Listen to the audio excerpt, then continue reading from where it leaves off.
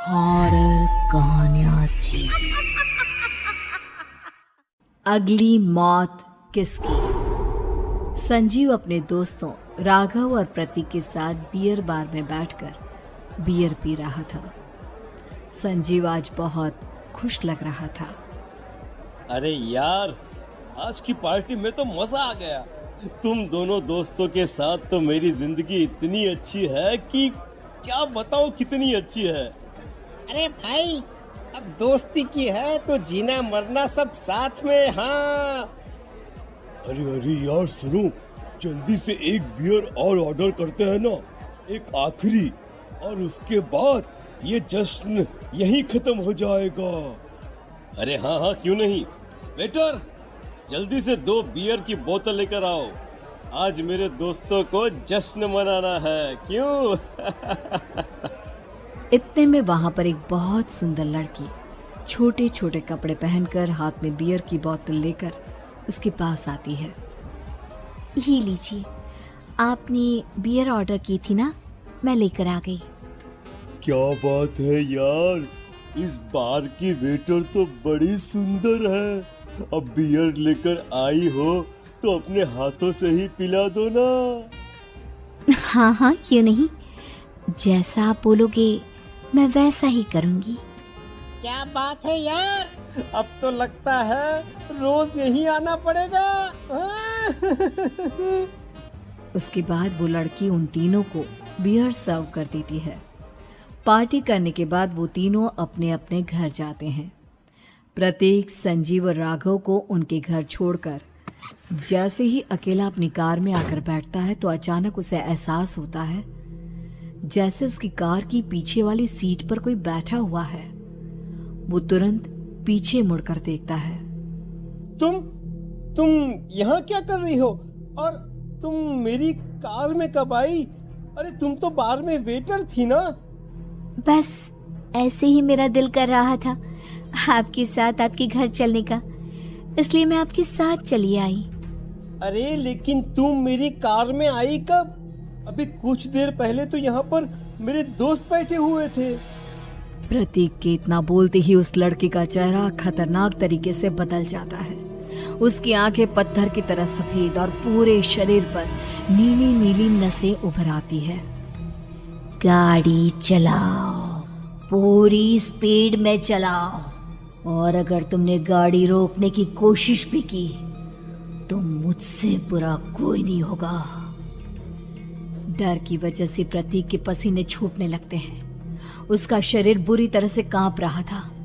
प्रतीक बिना कुछ सोचे समझे कार को फुल स्पीड से चलाना शुरू करता है। चलते चलते वो शहर से दूर एक पहाड़ी पर पहुंच जाता है और सामने अब सिर्फ पहाड़ी का किनारा दिख रहा है, जिसे देख प्रतीक घबराकर अचानक से कार को ब्रेक लगाता है। देखो, मुझे छोड़ दो मुझे। अगर मैंने गाड़ी जरा सी भी आगे बढ़ाई तो हम दोनों नीचे गिरकर मर जाएंगे। ये तो तुम्हें पहले सोचना चाहिए था ना। अब कुछ नहीं हो सकता।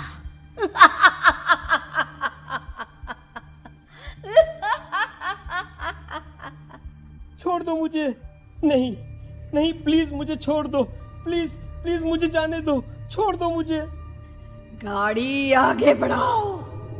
और तभी अचानक से बिना प्रतीक के स्टार्ट किए उनकी कार आगे बढ़ती है और गहरी खाई में गिर जाती है।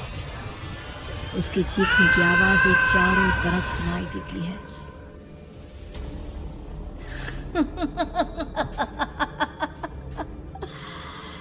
तुझे मारकर मेरे कलेजे में जल रही आग को थोड़ी शांति तो मिल गई, लेकिन अभी ये कहानी खत्म नहीं हुई।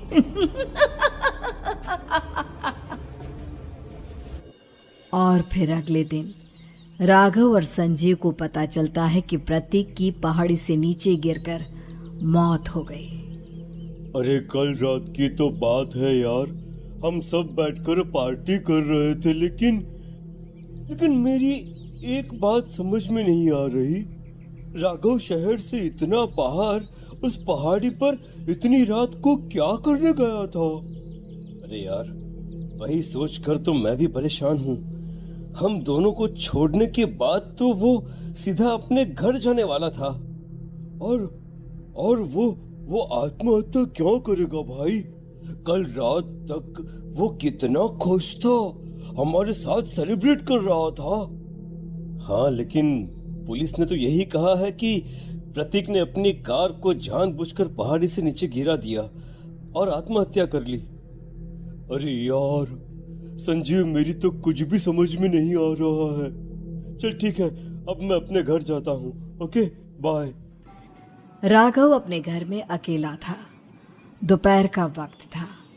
तभी दरवाजे की घंटी बजी। कौन है? अरे 1 मिनट रुको, अभी आता हूँ। राघव ने जैसे ही दरवाजा खोला, उसने देखा कि सामने एक बहुत खूबसूरत लड़की खड़ी हुई है। कौन है आप, और यहाँ किससे मिलने आई हैं? देखिए ना, बाहर बारिश शुरू हो गई थी, मेरी गाड़ी खराब हो गई है। आपका घर नजर आया तो सोचा कुछ हेल्प ले लेती हूँ। क्यों नहीं, आइए ना, आइए आइए। मेरे कपड़े पूरे भीग चुके हैं, क्या आपके पास टॉवल मिलेगा प्लीज? राघव अपने बाथरूम से एक टॉवल लाकर उस लड़की को देता है। थैंक यू सो मच, अब मैं चलती हूँ। अरे इतनी क्या जल्दी है? आप चाहे तो बारिश रुकने तक यहाँ पर रुक सकती हैं। हाँ। लड़की ने पलटकर राघव की तरफ देखा। नहीं, मुझे जाना होगा, मेरा काम बाकी है। और वो वहां से चली गई। उस लड़की के जाने के बाद राघव अपने बाथरूम में नहाने के लिए गया, और जैसे ही उसने बाथरूम में देखा तो उसका टॉवल वहीं पर लटका हुआ था। उसने टॉवल हाथ में लिया तो देखा कि उसका पूरा टॉवल खून के धब्बों से सना हुआ है। अरे अरे ये क्या? ये टॉवल तो मैंने उस लड़की को दे दिया था। ये वापस मेरे बाथरूम में कैसे आ गया? और इस पर ये खून के धब्बे कहां से आ गए? राघव ने आईने में देखा तो उसकी गर्दन पर एक बड़ा सा चाकू का कट लगा हुआ था, जिससे खून बह रहा था, जिसे देख राघव के होश उड़ गए। हाँ, अरे ये क्या? मेरी गर्दन इतनी ज्यादा कटी हुई है और मुझे दर्द भी नहीं हो रहा है। ये क्या हो रहा है मेरे साथ? राघव घबराकर बाथरूम से बाहर आया और अपना मोबाइल उठाकर उसने संजीव को फोन लगाया। संजीव जल्दी से मेरे पास आ जाओ।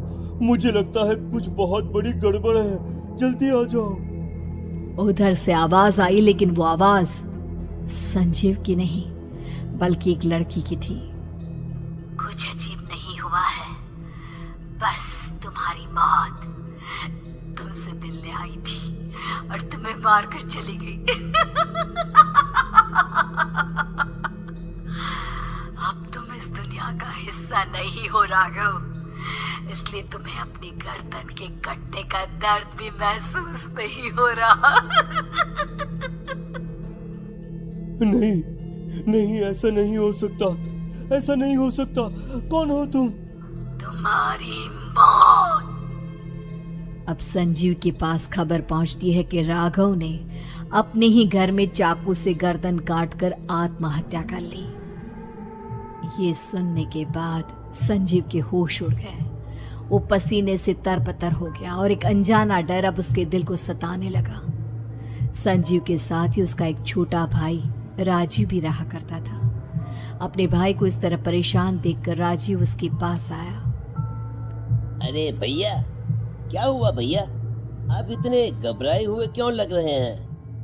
प्रतीक और राघव की मौत, मेरा मतलब मेरी कुछ समझ में नहीं आ रहा भाई। अचानक से मेरे दोनों दोस्तों ने आत्महत्या क्यों कर ली? अरे वो तो मेरी भी समझ में नहीं आ रहा है भैया। हाँ, हो सकता है कि कोई परेशानी होगी और इसीलिए उन्होंने ऐसा किया होगा। हाँ, लेकिन दोनों की जिंदगी में एक साथ परेशानी और दोनों का इतनी खतरनाक तरीके से आत्महत्या करना, कहीं ऐसा तो नहीं मैं भी मर जाऊंगा? अरे आप ऐसी बातें क्यों कर रहे हैं भैया? वैसे ही मैं इतना परेशान हूँ। जब से अंजलि ने मेरा साथ छोड़ा है तब से सब कुछ बहुत अजीब सा हो गया है।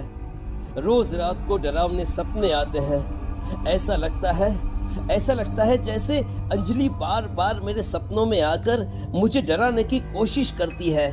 अंजलि का नाम सुनते ही संजीव की आंखें फट गई और उसके गले में आवाज अटक गई। उसके चेहरे पर घबराहट साफ नजर आ रही थी। कौन थी वो लड़की जिसने प्रतीक और राघव को आत्महत्या की आड़ में मौत की घाट उतार दिया? और कौन थी अंजलि जो बार बार राजीव के सपनों में आकर उसे डरा रही थी?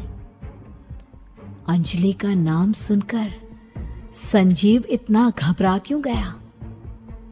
इन सवालों के जवाब जानने के लिए देखिए इस खतरनाक कहानी का अगला भाग।